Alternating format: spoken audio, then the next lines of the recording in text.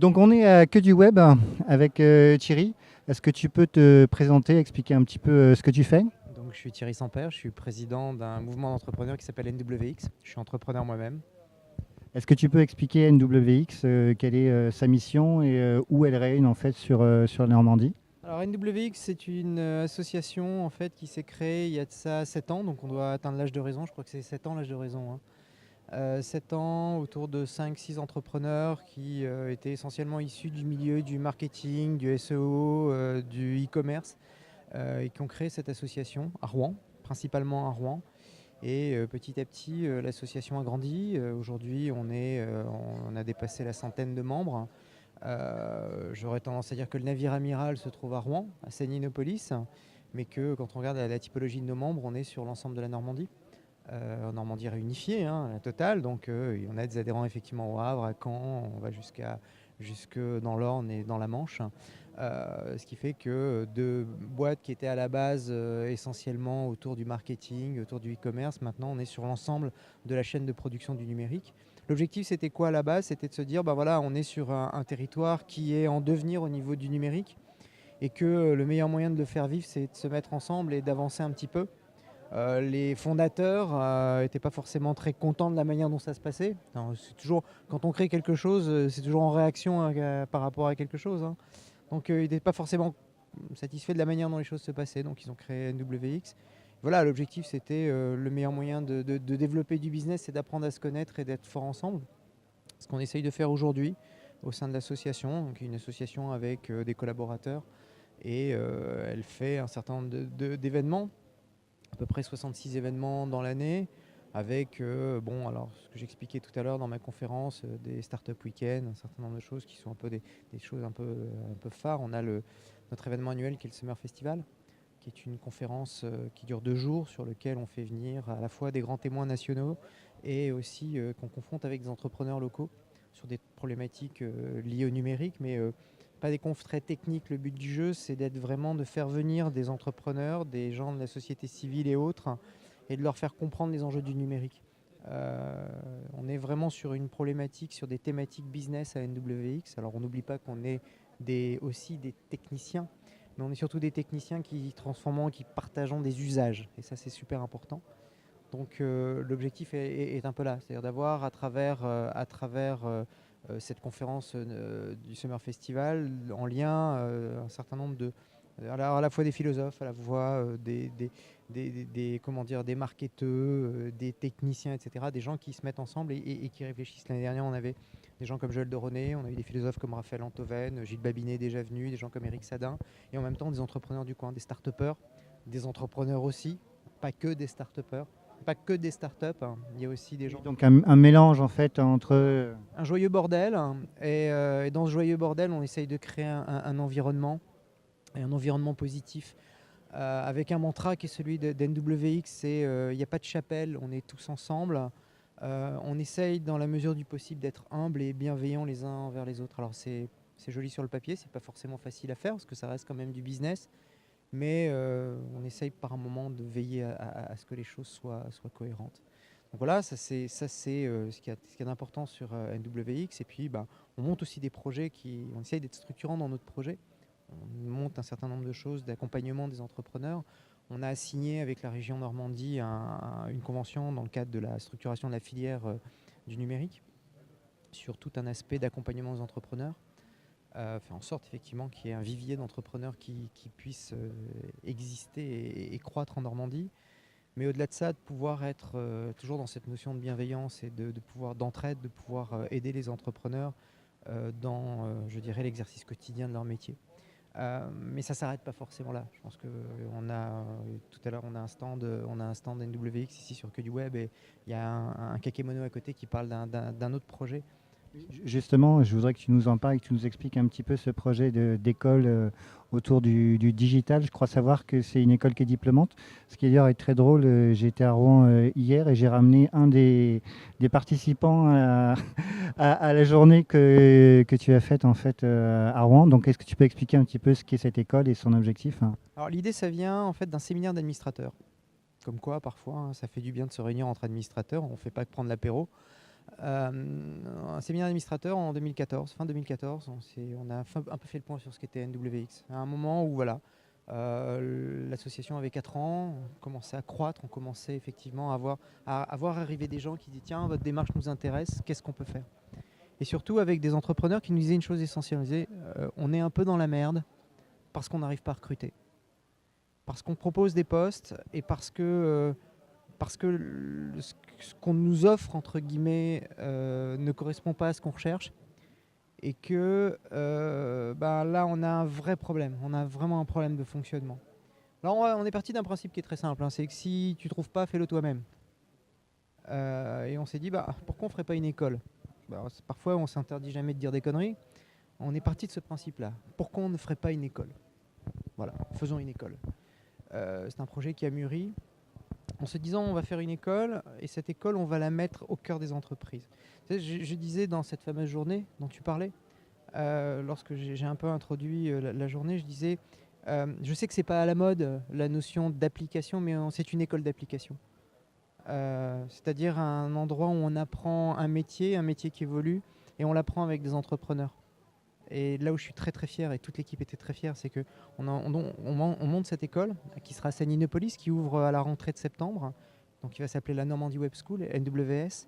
NWS, ça sera quoi? Ça sera donc une école qu'on a montée aussi en partenariat. On est en train de monter des partenariats effectivement avec l'éducation nationale, mais aussi avec des écoles d'ingénieurs sur 3 années post-bac, sur tous les champs de ce que peut apporter les métiers du numérique. Ça ne sera pas uniquement du code, que du marketing, etc. Mais le fait de pouvoir offrir à des jeunes la possibilité de devenir, ce que j'ai dit, les talents de demain. Mais on devient des talents avec des entrepreneurs. 80 à 90% des enseignants seront des entrepreneurs. Et ça, c'est vraiment notre fierté. C'est-à-dire qu'on aura les profs, ce seront des entrepreneurs. C'est-à-dire les types, ils vont être là et ils vont dire ok, moi, voilà comment ça fonctionne, comment je fonctionne dans ma boîte, ce dont j'ai besoin. Il n'y a pas de valeur d'exemplarité, je pense qu'il y a plein d'autres endroits où ça se fait. On n'invente rien, on essaie juste à un moment donné de faire quelque chose d'à peu près sensé. Parce que réussir un écosystème, ça commence déjà par avoir des bonnes bases et d'avoir des formations qui tiennent la route. Et c'est vraiment l'objectif de cette école. Alors le but du jeu, on ne va pas casser la baraque, c'est pas 3000 étudiants, enfin voilà, c'est 2 promos, 25. On va être très, voilà, on va commencer piano. On a commencé déjà à faire une présélection, on a déjà rencontré un certain nombre d'étudiants qu'on a présélectionnés. Il va y avoir une deuxième vague où on va être un petit peu plus exigeant, c'est-à-dire qu'on a regardé déjà, ce qui est très d'ailleurs, ce qui nous a beaucoup surpris. Parce qu'on s'est dit, bon, on va recevoir des candidats, je pense qu'on va avoir plein de gens qui vont arriver pour voir. Et je suis super surpris de voir la motivation.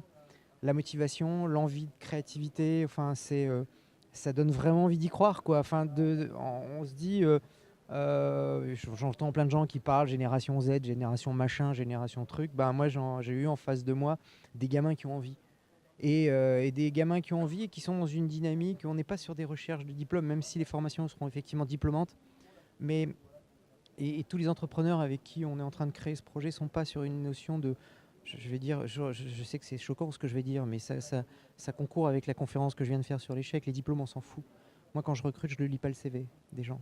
Je te confirme, je salue d'ailleurs Quentin, que j'ai ramené via Blablacar, qui me disait à la suite de cette conférence, qui me disait effectivement que lui, ce qui l'a intéressé à la limite, c'est pas tant le diplôme, c'est le fait d'être entouré d'entrepreneurs, de gens qui pouvaient lui donner une expérience en fait, et que le cursus en fait soit assez large pour pouvoir toucher un certain nombre de choses, même s'il y a à un moment donné être obligé de se spécialiser dans tel ou tel élément en fait.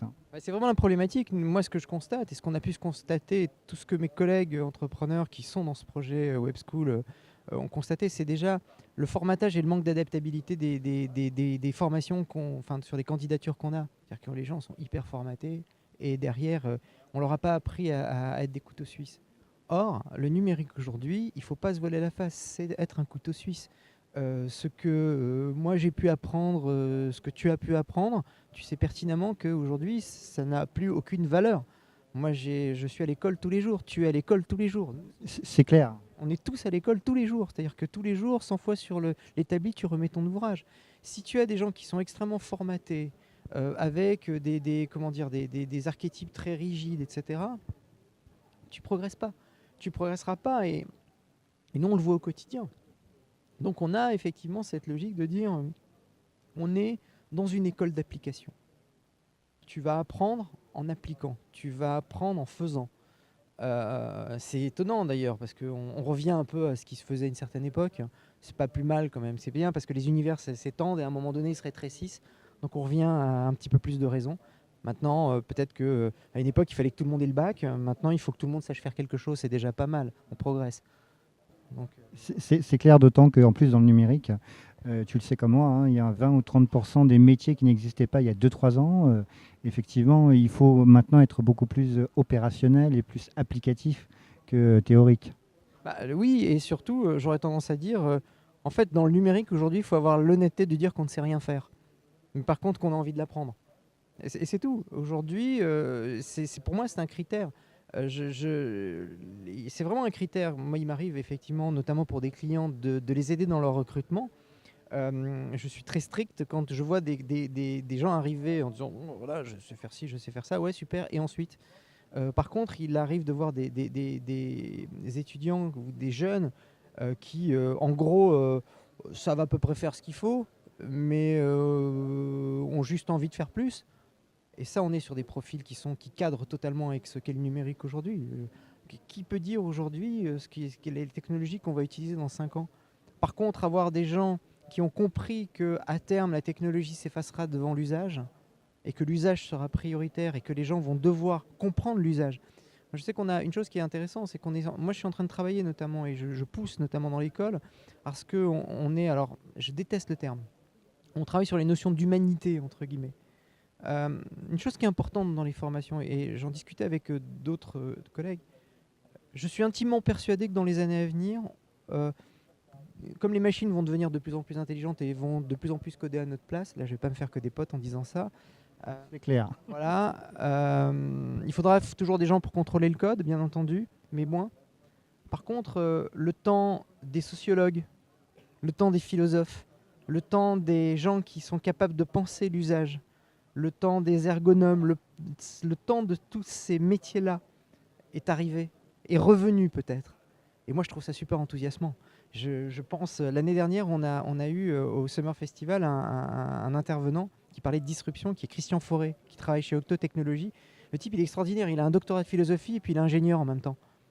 Je trouve ça extraordinaire. On revient à l'époque où les gens étaient à la fois mathématiciens, ils étaient en même temps philosophes, ils étaient en même temps entomologistes, etc. C'est quelque part, euh, est-ce est-ce qu'on n'est pas juste à l'aube de la fin des hyper spécialistes? Je croise les doigts pour que ce soit le cas. J'aimerais bien qu'on arrête d'être des hyper spécialistes. J'aimerais plutôt qu'on soit des gens curieux, tout simplement. Et j'aimerais que ce soit ce qu'on est en train de faire à la Normandie Web School, de dire faisons des gens curieux, ce sera déjà pas mal. Très beau programme. Est-ce que tu as un message éventuellement à faire passer à la communauté digitale normande? Quelque chose que tu aimerais leur dire au sujet du business ou des éléments à mettre en place en fait sur la partie digitale en Normandie? Rien de spécial, soyez heureux, envoyez de l'amour, soyez cool. Non, non, parce que qui je suis pour envoyer quelque chose de spécial? Moi, je suis juste un chef d'entreprise qui essaye tant bien que mal de faire son boulot. J'ai fait une conférence sur l'échec, donc je sais ce que c'est que de se planter. Je suis personne pour dire quoi que ce soit à qui que ce soit. Simplement, si on parle de Normandie, moi je vois plein d'entrepreneurs en Normandie qui ont envie de faire des choses, des entrepreneurs qui sont souvent seuls, et que peut-être qu'à un moment donné, voilà, il y a des choses, des initiatives comme Que du Web, il y a plein de choses qui existent, et que moi, le rêve que je fais, c'est qu'à un moment donné, on réussisse à- à donner un peu plus de ciment à tout ça et avoir un véritable mouvement, enfin un mouvement qui soit beaucoup plus fort. Je donne toujours en exemple ce qui se passe à Nantes, mais Nantes, ils ont mis beaucoup de temps à réussir ça. Moi, je fais partie des gens qui pensent qu'on peut réussir à faire ce que Nantes a fait en Normandie, et le jour où on aura réussi à faire ça, waouh, ça pourrait avoir de la gueule parce qu'il y a des il y a des belles entreprises, il y a des savoir-faire, enfin, on a tout, on a un axe de communication avec l'axe Seine-Normandie qui est un truc extraordinaire qu'on n'utilise absolument pas. Enfin voilà, on a tout, et c'est quelqu'un qui n'est pas normand qui le dit. Je suis pas de Normandie et ce que je trouve intéressant économiquement, c'est que la Normandie a tous les atouts pour faire quelque chose de plutôt positif. Donc c'est un vrai message, tu vois que tu avais un message. Je te remercie de ton temps, merci beaucoup. Merci pour ta conférence tout à l'heure sur l'échec qui était vraiment très intéressante. Et puis à très bientôt. Ok, merci beaucoup.